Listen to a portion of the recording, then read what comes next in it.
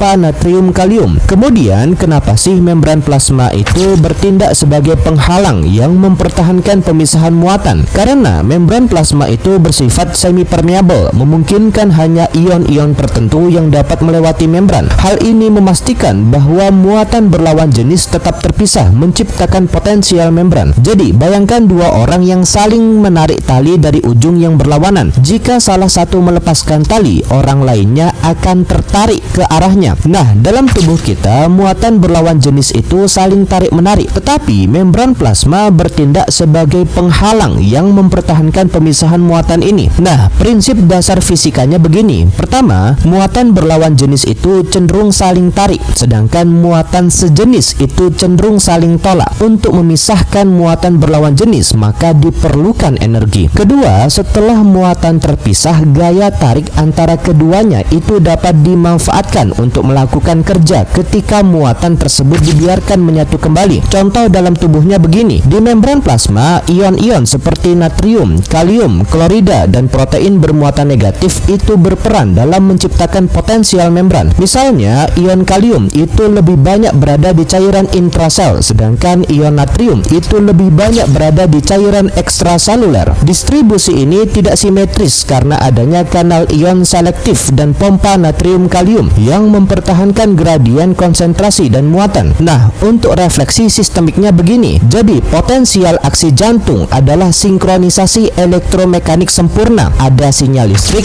sehingga terjadi pelepasan kalsium, lalu menimbulkan kontraksi. Tanpa potensial membran yang teratur, tidak ada denyut jantung. Intinya, ini menunjukkan bahwa tubuh kita itu menggunakan prinsip fisika dasar untuk menciptakan potensial membran yang esensial bagi kehidupan. Ketiga, komponen utama yang membentuk potensial membran. Jadi, bagaimana sih ion kalium dan natrium itu bekerja sama untuk menciptakan potensial membran? Caranya, ion kalium itu cenderung meninggalkan sel melalui kanal kalium sehingga meninggalkan muatan negatif di cairan intrasel. Di sisi lain, ion natrium itu cenderung masuk ke dalam sel, tetapi pompa natrium kalium itu memastikan bahwa natrium itu tetap dominan di cairan ekstrasel. Lalu, apa sih peran protein bermuatan negatif dalam potensial membran? Jadi, protein besar bermuatan negatif di cairan intrasel itu berkontribusi pada muatan negatif relatif di dalam sel yang memperkuat potensial membran. Kemudian, kenapa sih mayoritas ion di cairan intrasel dan cairan ekstrasel itu tidak berkontribusi pada tegangan listrik? Karena mayoritas ion bermuatan netral itu tidak dapat melewati membran plasma sehingga tidak berkontribusi pada tegangan listrik. Jadi, hanya sebagian kecil ion yang